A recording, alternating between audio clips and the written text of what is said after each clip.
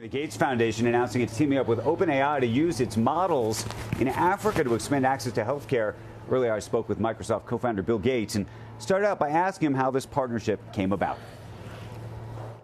There's a great ongoing conversation with Sam and the whole team at OpenAI about the way they want to improve the world and how their AI can be used even in poor countries for issues like health and education. And so we decided, to provide all the computer time and to support a pilot in 1,000 health clinics in Africa, starting with Rwanda. So what does it actually look like in practice? Well, you as a patient will talk in your native language to the AI about your symptoms. You'll schedule your appointment through the AI. When you come in, instead of doing paperwork, the doctor or the clinician, usually it's not a doctor, will see that summary. They won't have to fill out paperwork like they've had in the past. So the idea is to make the quality of that encounter far higher, the waiting far shorter, and to take the very constrained resources that these countries have and have far better health care. And how did you decide? I know Microsoft has a partnership, of course, with OpenAI, but how did you decide to do it with OpenAI as opposed to, we just talked to Davos from DeepMinds or Anthropic or one of the other models? Yeah, so you'll see the Gates Foundation working with Anthropic and Google and Microsoft and OpenAI. We have major things that we'll do with each of them.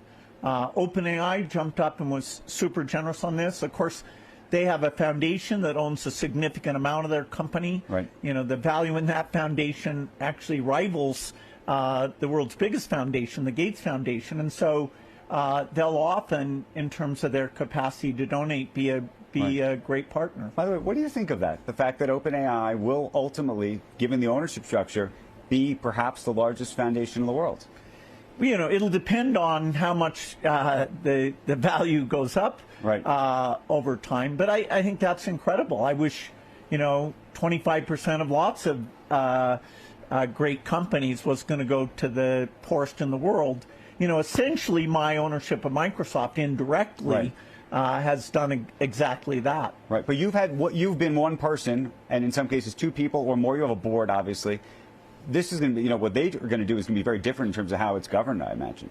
Yeah, they're hiring people in. They have a top-notch board that's encouraging them to put more activities into this philanthropic side. And, but, I'd also say Google, Anthropic, Microsoft, they really want to see AI used for these societal purposes. And so we'll pick the best partner in different areas, but the quality of the work at all those companies is phenomenal.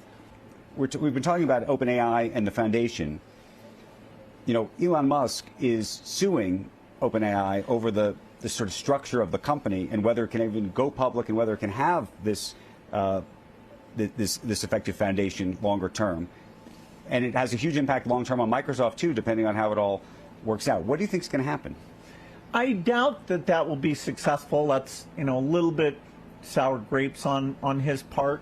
I mean, after all, you have people, not just Microsoft, but lots of people investing many tens of billions into the company and feeling like, okay, this new structure is going to work well.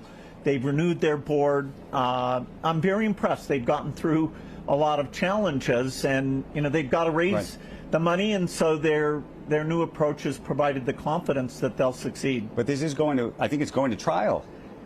Yeah, I mean, look, the number of lawsuits that are out there is very high, but I'd predict that OpenAI will continue to do well. One of the things that we've talked about a lot before is jobs and AI and just what's going to happen. And you've talked about the idea that over time, you plan to cut staff in part because of AI, I imagine, in terms of the foundation? Yeah, well... What does that look like? For the foundation, we want to be as efficient as possible. Remember, we're saving lives for like $1,000 per life saved. And so always making sure that we are ultra efficient, measuring the impact of every grant.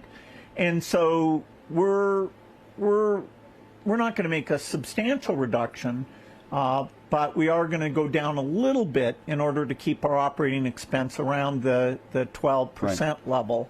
And so we're asking everybody to be creative about, okay, you know, could we have used third parties to do this, or could we use AI to do it? And I'd say every organization should probably be asking those questions. Do you think that when we look at employment already right now, and sometimes it seems a little soft, it's gotten a little softer, do you think that's a function of AI?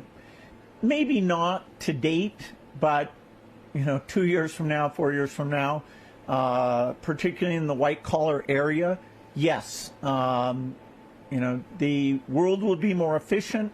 You know, that'll free up resources to do other things.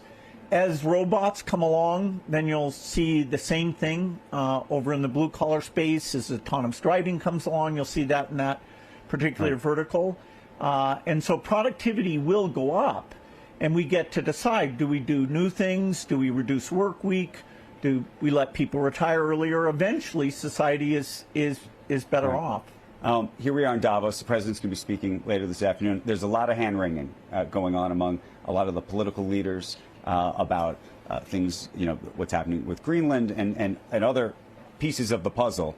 And I'm curious what you're talking to lots of people over the last 24, 48 hours here. What are you hearing? What are you thinking? Well, it's, you know, you never can guess what might happen next. It's a kind of an uncertain environment. You know, does that eventually erode business investment, or, you know, these alliances that have been around for a long time? You know, I'm pretty focused on the global health work, and getting, you know, what's been a very challenging year with childhood deaths going up for the first time in 25 years, you know, trying to make sure that between restoring the generosity there and the innovation, that we get back on track for the incredible reduction that we've had since 2000.